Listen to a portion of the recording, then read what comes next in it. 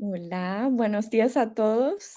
Mi nombre es Roberta Braga. Es un placer estar aquí hoy con un panel increíble de profesionales trabajando en el fact-checking.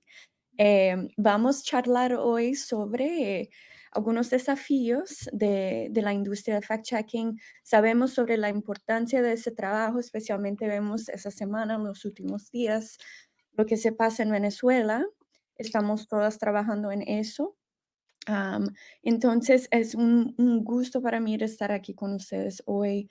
Vivimos realmente una era en donde la desinformación se propaga a una velocidad increíble, alarmante, y especialmente en redes y en aplicaciones de mensajería, y eso vemos todos los días.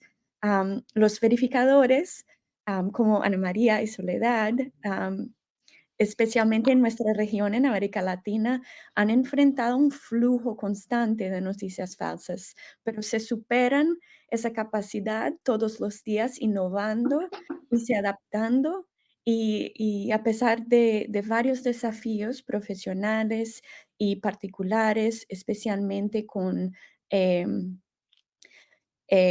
violación, con violencia en redes contra profesionales en nuestra industria, eh, nosotras todas tenemos una oportunidad crucial para enfrentar retos y lograr algunas innovaciones en nuestro espacio. Entonces, hoy es un placer estar aquí para discutir no solo los desafíos, pero también para compartir aprendizajes valiosos en la lucha contra la desinformación. Entonces quisiera empezar solo con una breve introducción a los panelistas, empezando con Ana María Saavedra de Colombia. Ana María es la directora de Colombia Check, un medio principal dedicado a la verificación de información en Colombia. Ella es una comunicadora social y periodista de la Universidad Autónoma de Occidente y ha trabajado como periodista por muchos años. Soledad Arrigues Manoso, de Argentina, es cofundadora y coordinadora del área de educación del proyecto Desconfío, basada en Buenos Aires. Ella es licenciada en periodismo y comunicación social y se desempeña como docente de grado y posgrado en materias de comunicación, educación y nuevas tecnologías, todos temas muy relevantes para nuestra conversación hoy. Bueno, entonces empecemos y me gustaría, antes de más nada, preguntar a Ana María, empecemos contigo, porque Ana María, yo sé que tú estás trabajando no solo en verificación de información en el contexto venezolano hoy, pero Colombia Check nació en 2016, donde enfrentábamos otros desafíos. Eh, 2016 fue un año que sin duda quedó marcado como un referente en términos de los impactos de la desinformación en procesos políticos, en procesos electorales. Fue cuando Trump estaba aquí en las elecciones de 2016. Otra cosa que enfrentamos ese año fue cuando se pasó Brexit y el plebiscito en Colombia. Entonces, mi pregunta para ti, para abrir la conversación, es, quisiera saber qué aprendizajes te ha dejado liderar al principal medio que hace verificación de información en Colombia. Sí, ha pasado muchas cosas y justo nacimos por eso, nacimos por esa necesidad en el año en que creo que fake news fue la palabra del año en el diccionario Oxford. Yo creo que son muchos los aprendizajes. Creo que nosotros empezamos con un modelo de verificación del discurso público, pero también de la desinformación. Y después de lo que nosotros decimos verificar, verificar y verificar, entendimos la necesidad de ir más allá, de no solo verla, yo siempre uso este ejemplo y es que dejamos de ver, vemos los árboles, pero también empezamos a intentar ver el bosque, pero los dos, sin dejar de ver los árboles, sin dejar de analizar cada uno de los árboles, que es lo que yo llamo la desinformación. Empezamos también a intentar usar la mirada de dron para ver todo el bosque y así ver el contexto. ¿Y a qué me refiero cuando hablo del bosque? A analizar las narrativas de desinformación y a investigar cómo se mueven las desinformaciones, quiénes están detrás, o sea, a usar todo ese archivo que tenemos, toda esa verificación paso a paso que tenemos para ya mirarlos como un todo y hacer análisis de lo que estamos viendo. Y por el otro lado, el otro aprendizaje es dejamos de ser tan aburridos, porque la verificación siempre va a lo racional. Nosotros verificamos desde la razón. Y tenemos unas notas larguísimas en el portal que yo digo, nosotros, los que venimos de medio impreso decimos ladrillo, porque decimos son unos ladrillos, pero son necesarios porque tienen unos pasos y tenemos que demostrar que algo es falso. Mientras el desinformador dice tres cosas y no demuestra nada, el verificador tiene que demostrar paso a paso que eso es falso, con pruebas, con evidencias, con documentos, con análisis. Entonces, ese no podíamos por acortar las notas, quitarle calidad, entonces decidimos también ir a las redes sociales y encontrar en las redes sociales el espacio para ser más divertidos y crear nuevos formatos, creamos un formato, tengo aquí a mi lado a mi gato, que es el gato chequeador, eh, buscamos infografías y otras formas que creo que todos estamos haciendo de contarlas y de contar nuestros chequeos de una forma más agradable. Incluso aprender de los desinformadores, de cómo ellos pues hacen tan virales sus desinformaciones, pues nosotros también empezamos a analizar esas estrategias y pues obviamente con toda la seriedad y con toda la responsabilidad y transparencia, pero intentar eh, pues tener unas técnicas de ser más emocionales, más ir también directo, no solo a la razón, sino explicar también y hacer algo que se llama educación digital, que es unirnos y no solo Colombia Check, por eso pues estamos aquí en Verazmente, que es una alianza de diferentes saberes, de diferentes, no solo medios, sino academia, organizaciones de la sociedad civil, ONGs. Entonces creo que también fue el otro aprendizaje, que solos no íbamos a poder, que necesitábamos más unión. Entonces creo que es como el recorrido de estos años de Colombia Check y todo, pues el aprendizaje que hemos tenido. Gracias, Ana María. Soledad, para ti quisiera hacer la misma pregunta, la verdad, pero quería agregar algo a más. Sabemos, como Ana María notó, que si las verificaciones no llegan a la gente, a veces no pueden tener el impacto que entendemos. Entonces, quisiera preguntarte también, no solo sobre los aprendizajes, pero también cómo ampliar el impacto y el alcance de la verificación de información en nuestra región, en América Latina. Y si ustedes tienen algunas tácticas o buenas prácticas, creo que sería súper interesante hablar sobre eso. Tenemos muchos desafíos y no es una tarea fácil, como mencionaba Ana María. Tenemos muchas cuestiones que atender y que hacer.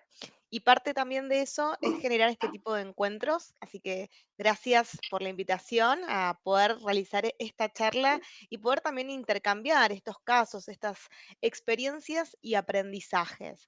Nosotros nos enfocamos en, como bien mencionabas antes, desde la educación, con lo cual para nosotros algo importante es continuar capacitando a periodistas, a comunicadores, en entender esto que mencionaba Ana María de las dinámicas de la desinformación, corrernos un poco de este término que se ha popularizado tanto de fake news, que pareciera que esto fuese solo un asunto de los medios o, mejor dicho, de las empresas periodísticas, para poder pensarlo como un fenómeno global, multidimensional, multicausal.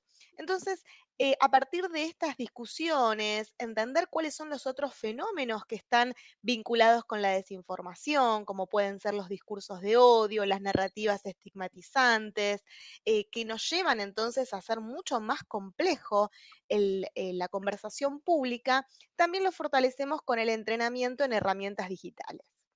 Pero ojo, porque a veces las herramientas se llevan como todas las luces, porque todo el mundo quiere saber la última app, aquello que podemos hacer para agilizar nuestro trabajo, cómo pueden incorporarlo en la redacción, pero las herramientas no son infalibles. Por eso nosotros decimos, es el entrenamiento en esas herramientas más la capacitación. Siempre además trabajamos junto a otros actores, porque los medios tienen responsabilidad desde allá en la amplificación que se pueden hacer de estos discursos o de estas narrativas desinformantes, pero también para nosotros y como organización civil es muy importante trabajar junto a los otros actores sociales. Así es que desde docentes de distintos niveles educativos, como referentes de la sociedad civil, también buscamos que se incorpore este tema, ¿no? Como decía Silvia Bayer al inicio en la conferencia inaugural, que se pueda trabajar la AMI, la alfabetización mediática e informacional, que podamos trabajarlo de forma transversal, que no sea solo un tema del mundo de los medios, sino también de la ciudadanía. Y para eso el armado de redes y de alianzas, como lo que estamos haciendo ahora, como lo que promovemos del proyecto Desconfío junto a la CIP y la Fundación para el Periodismo de Bolivia, la Cumbre Global sobre Desinformación, campañas de bien público. Necesitamos, en pocas palabras, que esto se conozca. Y el alcance se puede mejorar a partir de todas estas actividades, desde un taller en el barrio con alguien, con un referente de los medios que pueda trabajarlo con su comunidad, hasta desde una campaña que salga desde los gobiernos locales o desde Alianza de Medios. Pero también, y retomo lo que decía Ana María, de cómo es el trabajo que hacen los medios que hacen fact-checking. Nosotros enseñamos y formamos, pero ellos que están en la tarea diaria tienen este desafío de innovar también en la distribución de ese contenido verificado, ¿no? ¿Cómo hacer para romper estos ladrillos que mencionaba ella? Bueno, nosotros hemos intentado y colaborado con distintos medios en pensar quizás en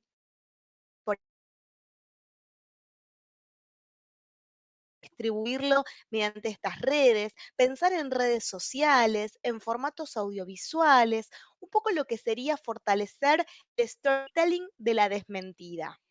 Entonces, ir por el lado de la discusión, que se sepa de qué se trata esto, que no es un tema solo de los medios de comunicación, sino que es de la ciudadanía y también acompañar a aquellos comunicadores y periodistas que están en el día a día detrás de las mentiras para que también aprendan, como decía ella, de los desinformantes, que tienen muy en claro cómo llamar la atención de nuestra audiencia, cómo juega esta, bueno, cuestiones que seguramente iremos hablando, nuestros propios sesgos, nuestra forma de lidiar y de manejarnos con la información. Así que me parece que va desde la educación, pero también desde aquello que se pueda fortalecer al gran trabajo que vienen haciendo los fact-checkers de la región. Gracias, Soledad. Yo quisiera pick up en dos cositas que ustedes nos contaron, porque en The Día, la ONG que fundamos en noviembre, lo que enfocamos en hacer es conectar un poco algunos puntos y analizar ciclos de información que circulan entre latinos en Estados Unidos y en América Latina, y ese flujo de información que sabemos que no es impedido por fronteras. Y Ana María, usted habló un poco sobre la importancia de no solo hacer el fact-checking en tiempo real, pero también en estudiar un poco las narrativas que son recicladas de una y otra vez y generalmente en tiempos de elecciones. Y quisiera preguntarte entonces, como un follow-up para tu respuesta de antes, ¿puedes nos contar un poco cuáles son las narrativas que se repitan una y otra vez en tiempos de elecciones? Y no solo sobre elecciones en sí, pero sobre temas esenciales en tiempos de elecciones. Por ejemplo, el tema de la inmigración, que sé que en Colombia es un tema también muy importante. Está interesante pero compleja porque iba a empezar por algo que es una narrativa desinformadora, pero que todo evoluciona y pasan cosas como las que están pasando en este momento y complejiza aún más las situaciones. Entonces yo iba a contarles pues, que hemos visto como varias narrativas que se repiten no solo en las elecciones de Colombia, sino que también en diferentes elecciones. Eh, y hablamos de la narrativa de fraude en su momento. Lo que pasa es que en este momento en Venezuela pues hay una falta de transparencia y hay unas señales evidentes, pero lo que hemos visto en otros contextos, desde Trump hasta Brasil y eh, en Colombia incluso, eh, que siempre repiten como empiezan a usar unos formularios sacados de contexto y empiezan a ambientar la narrativa desde antes. El tema de la migración que tú mencionas es otro que vimos en Europa y lo vemos cada vez más constante, como el miedo al migrante, como en Chile el miedo al venezolano y al colombiano, cómo en Colombia nos vamos a convertir en Venezuela y el miedo a los migrantes y son los que están detrás de toda la inseguridad y son los que traen todos los males del país y cómo desde la derecha y desde la izquierda usan ese miedo y lo utilizan a su favor. Eh, y yo creo que hay un punto importante que nosotros también como fact-checkers a veces que debemos aprender y es que tampoco desconocer el miedo de la gente y su legítimo derecho al temor y a sus percepciones, porque pues sí hay una realidad en muchas zonas, pero eso no quiere decir que las conclusiones manipuladas que llegan. Pero si desconocemos ese pedacito de realidad y ese miedo, esas percepciones de la gente, pues lo que va a pasar es que cuando le digamos, oiga, esto es falso por esto, pues no nos van a creer. Entonces, también siento que ahí tenemos que mejorar nuestra capacidad de análisis, nuestra capacidad de llegar. En Colombia, y yo creo que en otras elecciones también, vimos unas narrativas racistas y clasistas. Unas narrativas. La llegada de Francia Márquez, eh, primero como precandidata presidencial y luego como candidata a la vicepresidencia, trajo consigo unas narrativas muy racistas, que ahí podemos hablar como los discursos o los mensajes de odio se mezclan con la desinformación, como siempre hay un lugar. Y el género, esa es otra que creo que también vamos a ver en las elecciones de Estados Unidos bastante, y eso es la ideología de género y que quieren con nuestros hijos no te metas y toda la Agenda 2030 y Ujú. todas estas narrativas antiderechos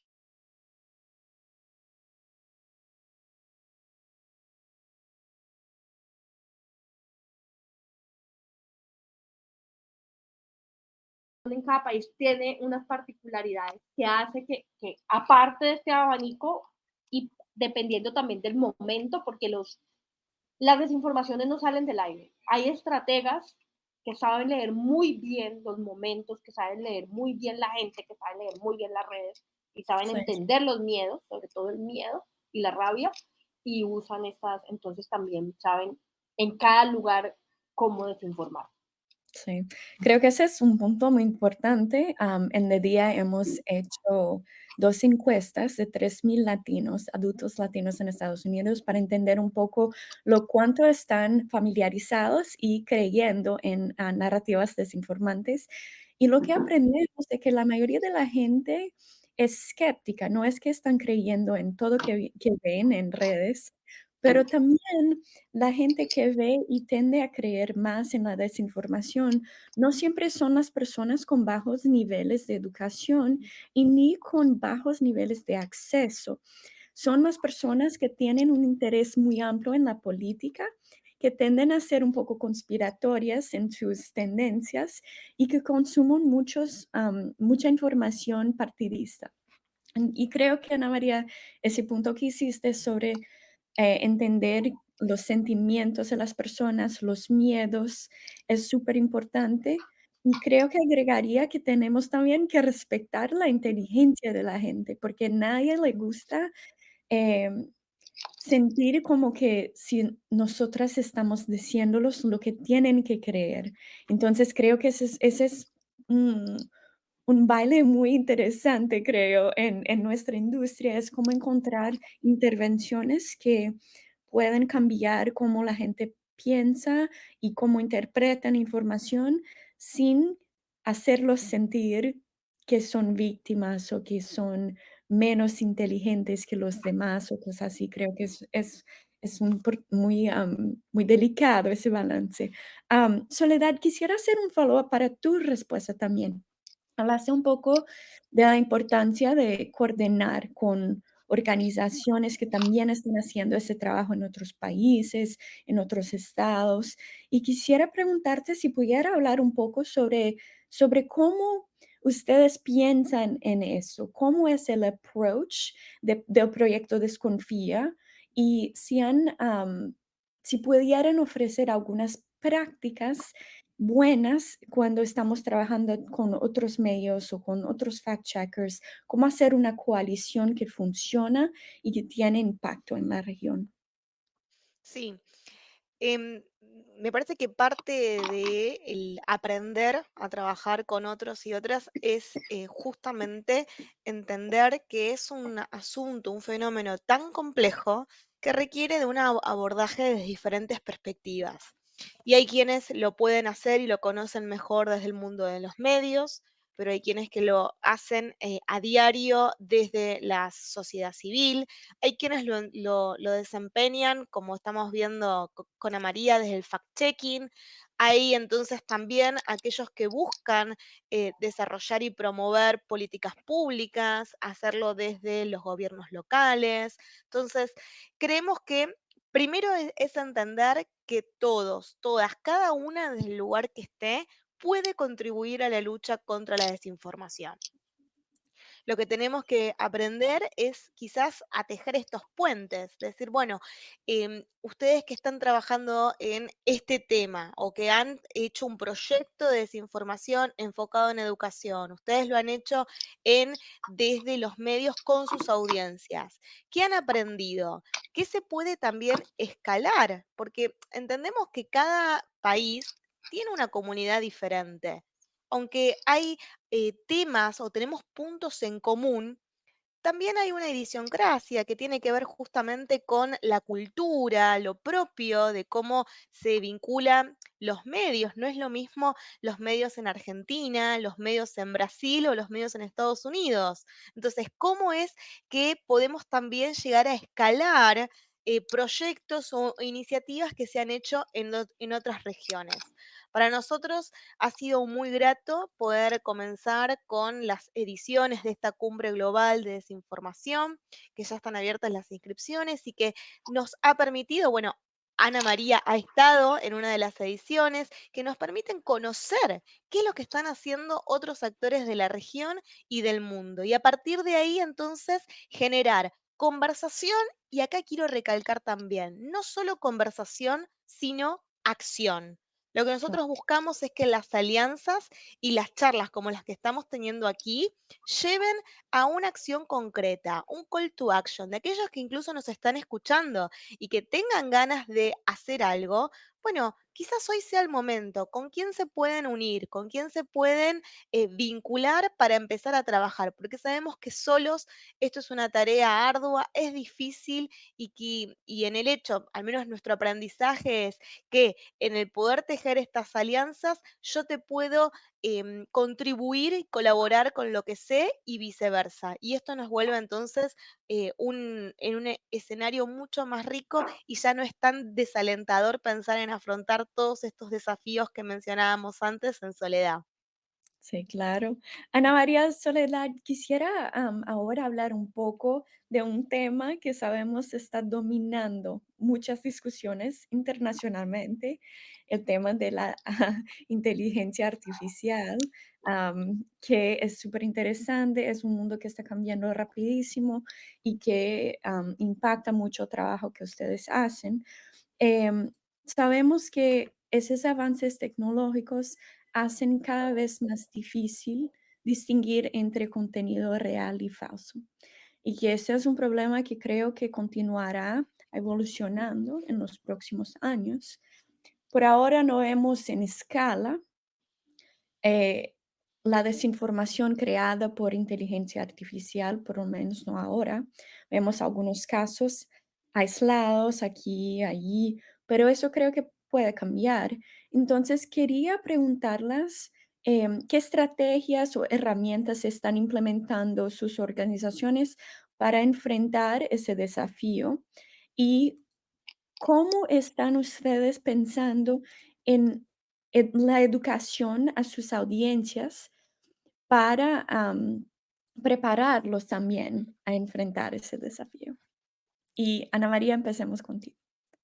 Pues yo creo que es muy complejo. Nosotros hemos tenido como muchos debates frente a este tema, hemos recibido capacitaciones, estamos como todo el día dando vueltas, como qué hacer y como monitoreando qué es lo que vemos. Lo que tú dices es muy cierto. Todavía no hemos visto el uso de la inteligencia artificial en gran escala en las desinformaciones, pero en las elecciones pasadas empezamos a ver como dos ejemplos de algo que a mí me parece lo más peligroso y es la verdad. Como a, esta, a este elemento que se llama, que es la falta de credibilidad y la falta de confianza que cada vez tiene más la gente, que cada vez pasa, sobre todo en los medios de comunicación, se le suma que cada vez va a haber una falta de credibilidad sobre qué es la verdad, sobre qué es verdadero y qué es no. En el caso de inteligencia artificial, nosotros en las elecciones regionales del año pasado vimos muchos audios. Vimos muchos audios de WhatsApp creados aparentemente con inteligencia artificial, porque ese es el otro problema, y es la imposibilidad de decir esto es un 100% creado por inteligencia artificial a través de una herramienta. O sea, no hay herramientas que te den el 100, la certeza de que eso sea creado por IA, excepto de pronto que sea un audio creado, se me fue el nombre de esta misma herramienta que crea audios por inteligencia artificial, pero la usas y te insertas y te dice, este audio fue creado con nuestra tecnología, pero si es otra, ese no lo identifica. Entonces son Claro. como muchos elementos que estamos capacitándonos para entender cómo podemos verificar las desinformaciones, entendiendo al mismo tiempo que esto cambia todos los días y que yo hace un mes hablaba de las manos de inteligencia artificial, pero dentro de Sí. poco, o sea, hay algo, todavía siguen muchos de ellos cometiendo haciendo inteligencia artificial con el problema de las manos, con con las letras, o sea, yo tengo una camiseta que se puede entender, atrás ustedes ven, podrían leer los libros si no son tan miopes como yo, pero de pronto se pueden leer las letras claras. Con inteligencia artificial, todavía en algunas de esas inteligencias no se puede, pero cada día van mejorando. Entonces también lo que digamos hoy de las señales para identificar que algo es falso, pues van cambiando y creo que también tenemos que hacer un constante recorderis de eso, por transparencia y con las audiencias. ¿Qué creo que es el camino? Creo que también es el camino de preguntarnos por qué queremos compartirlo todo. ¿Por qué tenemos esta obsesión de estar compartiendo en nuestro WhatsApp a nuestros amigos, a nuestros grupos, todo lo que nos llega? Desconfiemos de eso y desconfiemos de lo que nos genera emociones, y preguntémonos si yo no estoy seguro, ¿para qué lo voy a compartir? Si esto puede hacer daño, ¿para qué lo voy a compartir? Entonces creo que es empezar a decirle a la gente, mire, estas son unas alarmas. Puede que no sea, puede que sí, pero antes de compartir, pregúntese por qué lo voy a hacer. Y creo que para mí el fact-checking y creo es como armar un rompecabezas. Y cuando hacemos un chequeo es como poner todas estas piezas y volver al origen también. O sea, eh, la reportería y el contexto nos puede ayudar a decir que algo es falso y que algo aparentemente es creado por IA. Entonces, tenemos el elemento de la herramienta que nos dice que hay una alta probabilidad que ese audio, que ese video, que esa imagen sea creada por inteligencia artificial, pero también tenemos el otro camino que es el de la reportería que aprendimos y que creo que no Sí, podemos olvidar qué es lo que somos sí, los claro. periodistas. Entonces creo que todas esas piezas unidas pueden ayudar a los fact-checkers y a la gente que quiera verificar. Pero sobre todo es el mensaje, antes de compartir, tómate unos segundos y pregunta, ¿estoy Sí, Ana María, seguro? creo que este punto que hiciste es un súper importante porque a veces enfocamos demasiado en las herramientas o en la tecnología como un modo de solucionar esos problemas.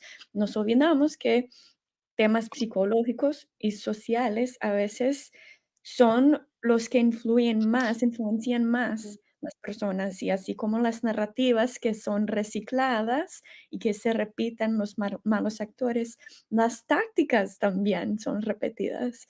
Y en The día estudiamos mucho eso, el uso del lenguaje emocional, de dicotomías falsas, de ataques personales, ataques ad hominem, de la utilización de cherry picking, como decimos en inglés, como que escoger un caso para generalizar algo a un grupo entero, especialmente en temas como inmigración, eso se pasa demasiado. Entonces, creo que es súper importante ese punto.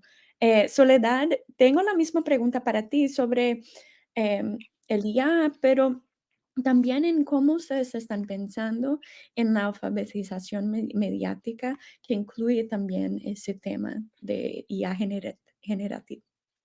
Sí, si bien nosotros ya veníamos afrontando estos desafíos, los retos que nos imponía el avance de las tecnologías digitales en cuanto a las posibilidades de manipulación y edición del contenido, sin duda, todas las herramientas y el boom que ha sido la inteligencia artificial generativa nos movió el tablero, como decimos, ¿no? Es decir, bueno, a ver, ¿cuáles son entonces ahora estos hacks, como decía Ana María, que podíamos tener para identificar cuándo una imagen es falsa, cuándo, no sé, tenemos un video que ha sido generado de forma artificial?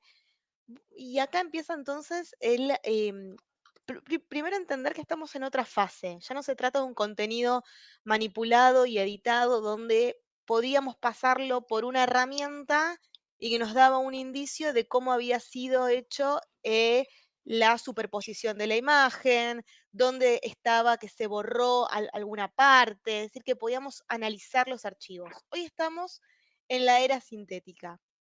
Estamos frente a tecnología digital que permite crear contenido de cero. Es decir, esto que decíamos, no le cambio solo la carita al actor, es de cero. Y en los primeros meses del desarrollo de de los diferentes modelos de IA generativa, y digo, para quienes están escuchando, piensen, por ejemplo, en imágenes en DALL-E, Midjourney, Ideogram y demás, que aquel contenido que se generaba, sobre todo cuando hacíamos referencia a personajes públicos, digamos, a personas conocidas, y seguramente recordarán la imagen del Papa con su campera blanca, caminando, o el supuesto arresto de Donald Trump, a Macron corriendo entre las bolsas de basura. Y hasta ahí uno podía ver que había algunos elementos donde prestar atención: los contornos, las manos, las orejas, los fondos, cierta simetría en los rostros. Es decir, que hasta ese momento la inteligencia artificial no había sido tan bien entrenada y tenía algunas dificultades para generar ese contenido. Bueno, hoy les cuento que ya no, aprendió, y qué rápido aprendió, porque en pocos meses ha hecho un aprendizaje de estos errores, en lo cual hoy es realmente muy difícil identificar si una imagen es verdadera o no, ¿no? Hacer este check que decía. Y por eso retomo las palabras de Ana María cuando hablaba de los porcentajes. Hoy tenemos herramientas digitales que nos indican cierto porcentaje, cierta probabilidad, pero ya ni siquiera esto lo podemos llegar a dudar con una mirada atenta, con alguna lupa, ¿no? Una herramienta que nos ayude a ver y a trabajar. Por eso creo que hay que volver, si lo pensamos cuando entrenamos y trabajamos junto a periodistas, a las bases del periodismo. ¿Cómo hacíamos antes cuando nos llegaba una imagen y no teníamos la herramienta digital para chequear si era verdadero o no? Bueno, teníamos que volver a las fuentes y hacer ese trabajo de calle, el trabajo bien periodístico. Nosotros hoy creemos que el desafío está en trabajar en lo que es el contexto informativo. Bueno, esta imagen, ¿de dónde salió? ¿Conocemos su fuente u origen? ¿Cuáles son los intereses que hay detrás o que pueden existir detrás de la promoción y la difusión de esta imagen, de este video. Esa mirada, ese olfato, antena, si queremos llamarle hoy, periodístico, es el que hay que tener más encendido que nunca. ¿Podemos trabajar con las herramientas? Sí, pero necesitamos de todos estos sentidos que nos Ujú, ayudan a dar contexto periodístico para poder trabajar y tratar entonces de identificar dónde están las falencias y las dificultades. Ahora, qué difícil entonces para la ciudadanía. ¿Qué hacemos con las adolescentes que están en las redes, con los abuelos, con nuestros mismos o propios padres, que también están todo el tiempo bombardeados de información, que les llegan los mensajes por WhatsApp? ¿Y esto será cierto? Entonces, por las dudas, ante el temor, comparto.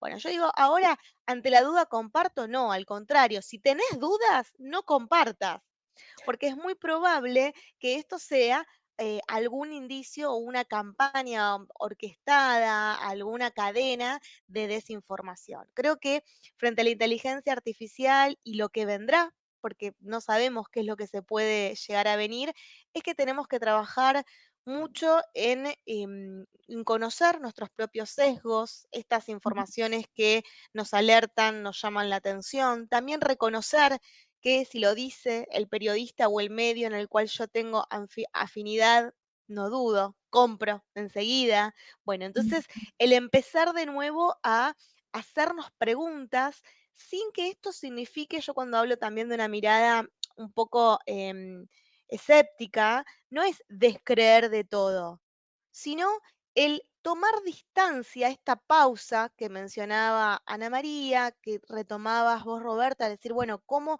nos hacemos preguntas sobre aquello que nos genera esta información para poder ver, bueno, estoy chequeando cuáles son las fuentes que se citan, las voces de autoridad? Creo que pasa de nuevo, como han mencionado en otros paneles de este encuentro, el aprender a leer los medios. sí, Y esto es una tarea diaria, ¿no? El aprender a leer con otros ojos, a ver cómo es el contenido que circula, ya no en la formato o el modo de noticia que podemos entender, ¿no? El título y la imagen y el cuerpo del texto, sino hoy la desinformación viaja en forma de meme. Entonces, ¿cómo podemos aprender de eso si no nos enseñaron cómo es un meme, por qué funciona, cómo no? Entonces hay que volver a educar y en ese sentido alfabetizar, a releer los medios, entendiendo que todo mensaje mediático es una construcción. Y a partir de allí entonces hay intereses cargados en ellos y es un ejercicio continuo el poder entonces no solo aprender a cómo nosotros nos manejamos con esa información, sino también la responsabilidad, y siempre digo, de tener una buena dieta informativa. Nos han enseñado que hay que comer frutas y verduras.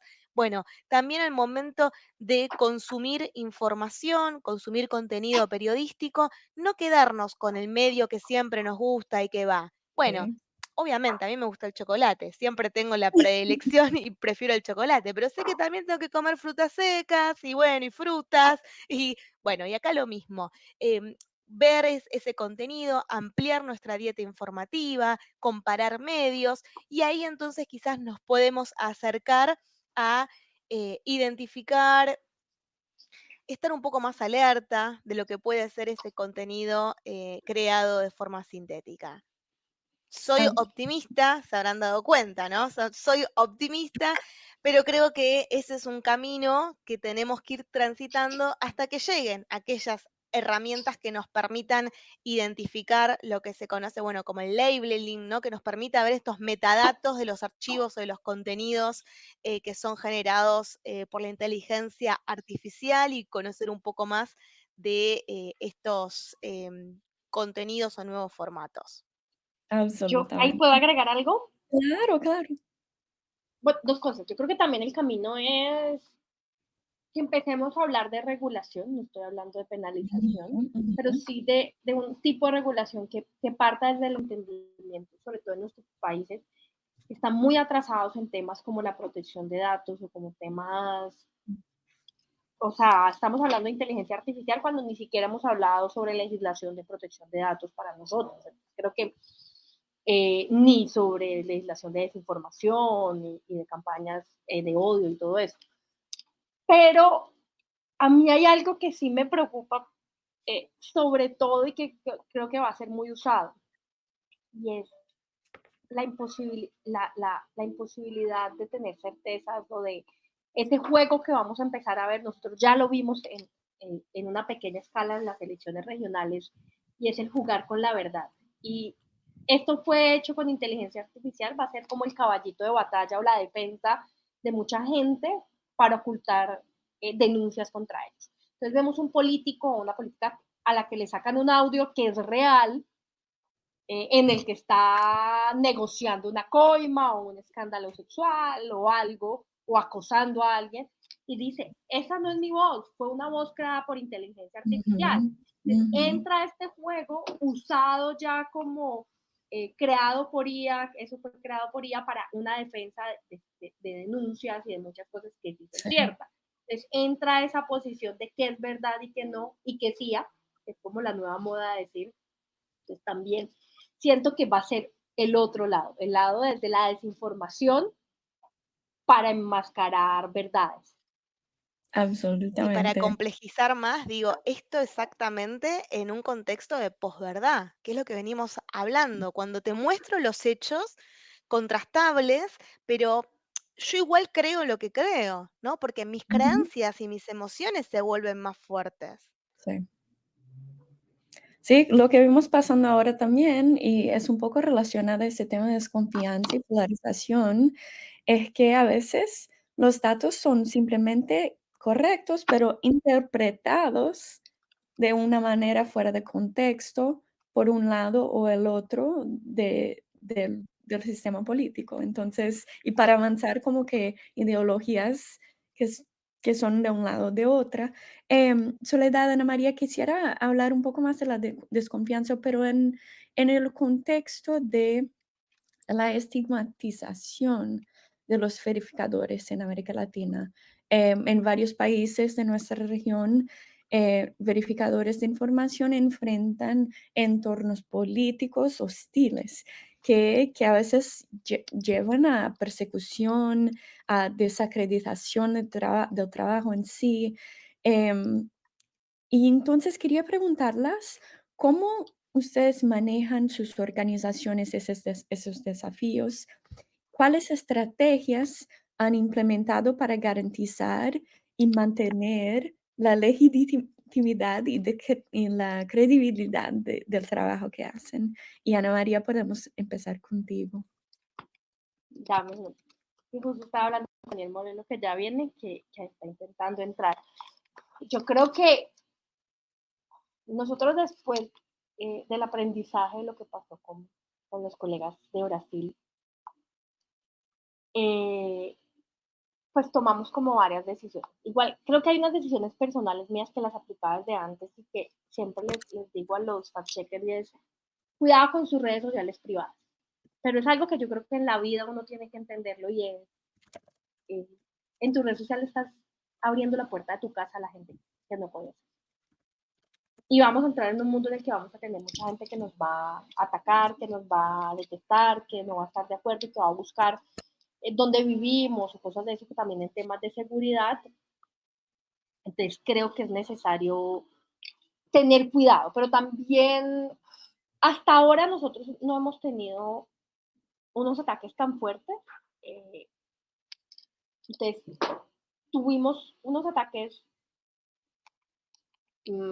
para la persona que era, que era la creadora de contenido, que hacía videos, era una persona afrocolombiana, que fue como objeto de ataques por ser mujer y por ser negra, por así decirlo, y eran ataques racistas en redes, lo que evidencia el racismo que muchas veces existe. Entonces, creo que esos decidimos decir, pedir respeto, y pues esos se borran, pero amenazas fuertes hasta ahora no hemos tenido, pero creo que por un lado es tratar de tener unas estrategias de seguridad, de autocuidado, y es no abrir nuestras redes personales, no abrir nuestros espacios personales así tan, porque pues porque es riesgoso, pero también entender que nosotros tenemos que tener cuidado de lo que tuiteamos, porque pues los fact-checkers debemos tener mucha prudencia en, en los tweets que hacemos, sobre todo, que es donde la gente hace todas estas intervenciones políticas.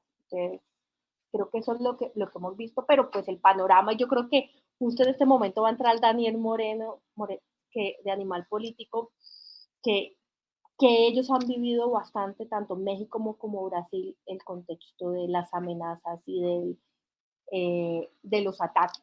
En este momento, el panorama también desde el gobierno, pues ha sido hostil para los medios de comunicación, no solo nosotros, creo que en general, incluso la silla vacía, que es otro medio de fact-checking, ha sido como más atacada.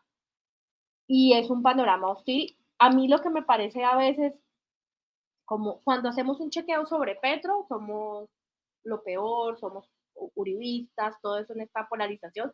Y cuando hacemos un chequeo en el que hay una desinformación o contra Petro, somos tristas. Entonces, esa es la forma que vemos de ataques, pero hasta ahora no han pasado, menos mal, a otros planos más fuertes. Sí.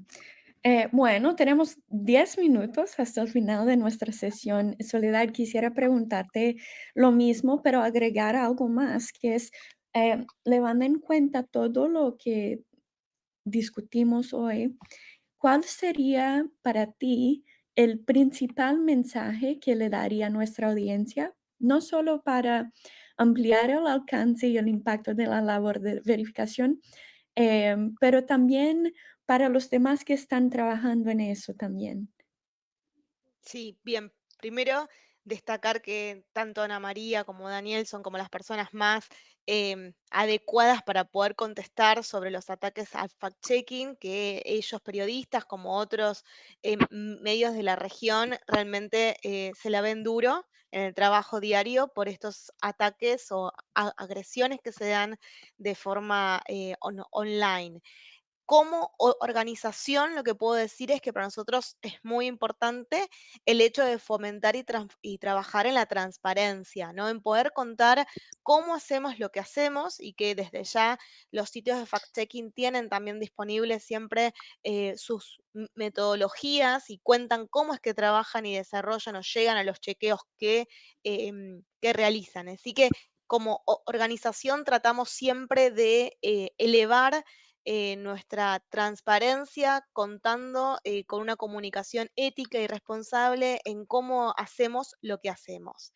Volviendo a esta pregunta final del principal mensaje, yo le diría a todos aquellos que nos están escuchando hoy y que se interesan del tema, como aquellos que hemos estado conversando en el chat, que hay que hacer que más y más personas se interesen y que conozcan sobre la alfabetización mediática informacional, así como las distintas disciplinas o acciones, en este caso como el fact-checking, que buscan o bregan justamente por un espacio mediático mucho más rico o en donde se pueda dar una conversación pública fortalecida. Así que me parece que es importante destacar que no es un problema, como decíamos antes, tan solo de comunicadores o como se trata de alfabetización, es de docentes, sino que este es un problema global de toda la ciudadanía. Cierro diciendo, para que pueda hablar nuestro colega, compañero, es que se requiere de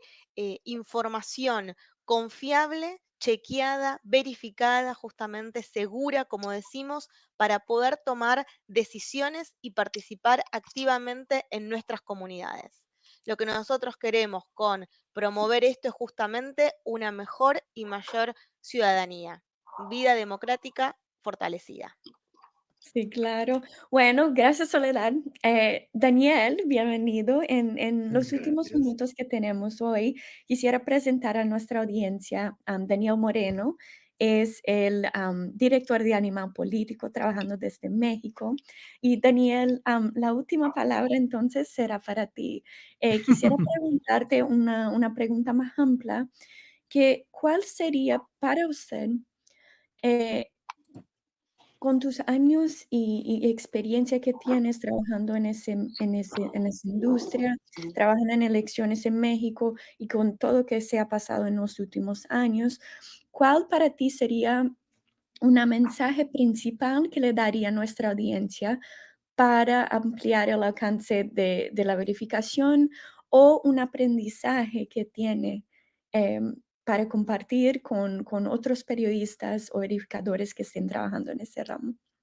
Gracias y primero que nada me disculpo por el retraso. Estoy presentando un libro y se retrasó un poco la presentación, pero bueno, creo que hay un elemento, nosotros como han comentado, tuvimos elecciones hace apenas unas semanas y creo que es importante en estos casos siempre recordar algo que le hemos insistido mucho a nuestros lectores. La desinformación no es producto de alguien que se ponga creativo y se ponga a jugar por WhatsApp.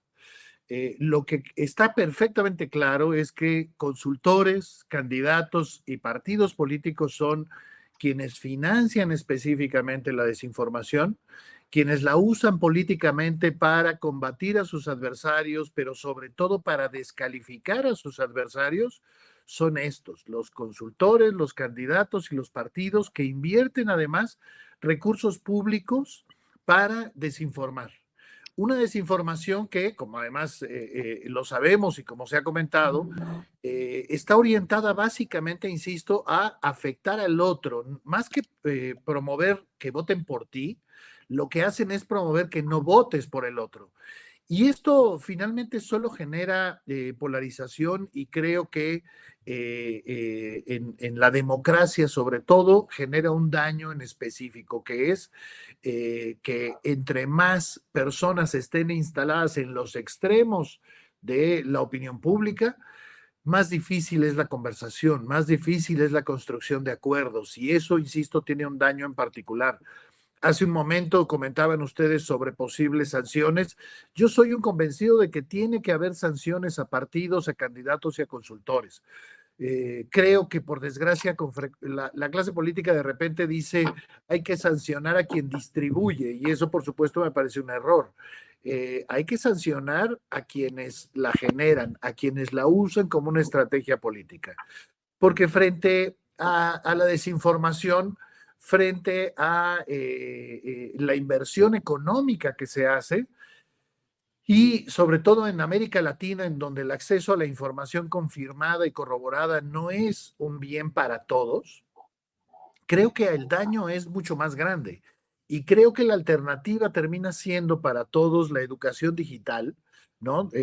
Creo que esa es una parte indispensable, el recordarle a la gente que se tome 30 segundos antes de compartir, que verifique el link, que verifique el medio, ya saben, este tipo de consejos, propuestas, sugerencias que les damos en toda América Latina los verificadores a nuestros lectores, pues creo que si no lo acompañamos, esta educación digital, de sanciones específicas a quienes usan la desinformación para promover, insisto, una opción política o descalificar a otra, creo que vamos a tener un camino incompleto y seguiremos siendo víctimas todos como país de la desinformación, que es algo pues que creo que todos tenemos claro que llegó para quedarse en términos sobre todo de la amplificación que tiene, es decir, la desinformación existe de toda la vida, pero hoy con redes sociales, con el acceso pues que tenemos a Internet, evidentemente tiene mucho más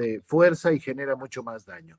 Entonces, quisiera, si les parece, ahí plantarme porque no quisiera ocupar más espacio del que merezco después de llegar tarde, pero de nuevo les reitero mi disculpa y el gusto de poder estar con gente que además cree, está convencida de que la verificación es una herramienta útil, de que la verificación es periodismo de servicio y que en ese sentido se vuelve incluso muy rechazable, para decirlo menos, por candidatos y por partidos, que son los primeros afectados, los primeros desmentidos, pero los primeros que te insultan y que te agreden cada vez que les dices mentirosos, ¿no?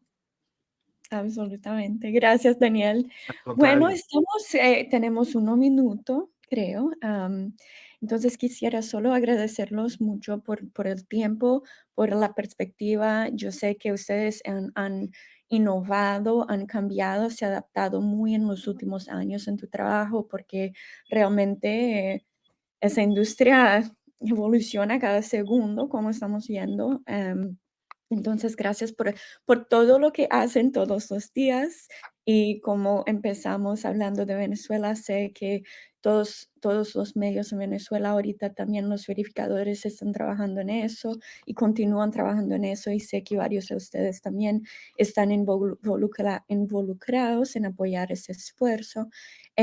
Bueno, con eso quisiera solo agradecer todos los panelistas, y avisarlo que a las 11:30 los esperamos a la audiencia en las salas especializadas, donde hablaremos de inteligencia artificial generativa y sobre el periodismo y libertad de prensa en América Latina. Y con eso quisiera agradecerlos una última vez, que tengan todos una muy buena semana y un muy buen año, que se pasa mucho para ver. Muchas gracias. No, pues Muchas Gracias, gracias a ustedes. gracias Roberta y gracias a Soledad y a Daniel.